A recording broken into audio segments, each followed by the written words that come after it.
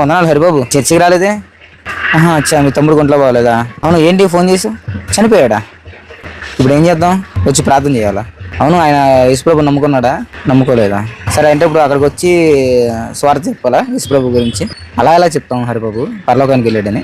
క్రిస్మస్కి పందిరేస్తే, చర్చిలో భోజనాలు పెడితే పరలోకానికి వెళ్ళాడని నేను ఎక్కడ చెప్తాను? మామూలుగా వచ్చి ప్రార్థన చేస్తాను, కానీ ప్రభు నందు నిద్రించాడని నేను చెప్పలేను.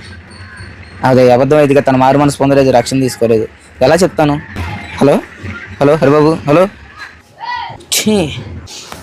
హలో పాస్టర్ గారు, వందనాలు. గుర్తుపట్టారా? తమ్ముడు చనిపోయారు, బరియర్ చేయాలి. ఊరి నుంచి చుట్టాలు వస్తున్నారు పాస్టర్ గారు. తమ్ముడు బాప్తీసం తీసుకోలేదండి, పరలోకం వెళ్ళారని చెప్పాలి, దేవుడి దగ్గరికి వెళ్ళారని చెప్పాలి. మా తమ్ముడు చాలా మంచోడు అని చెప్పాలి పాస్టర్ గారు. సరే, కానీ 5 పాస్టర్లు వస్తారు, మనిషికి ఒక 2,000 తీసుకుంటారు, నీకు పర్వాలేదా? 10,000 అయింది. పర్లేదు పాస్టర్ గారు. సరే, వచ్చేస్తున్నాం, ఉండండి, బయలుదేరి. సరే అండి. ఈరోజు మారు మనసు రక్షణ లేకపోయినా సరే, దైవజనుడు వచ్చి స్వార్థ చెప్తానంటే దైవజనుడు మాట కొట్టేసి, అలా కాదు, మీరు పరలోకానికి వెళ్ళాడని చెప్పాలి, మంచివాడని చెప్పాలి, ప్రభువునందు నిద్రించాడని ప్రార్థన చేయాలంటే ఎలా కుదిరిద్ది? ఎలా చేస్తారు? ఒక సత్య మార్గంలో నడిచే దైవజనుడు అయితే చేయడు.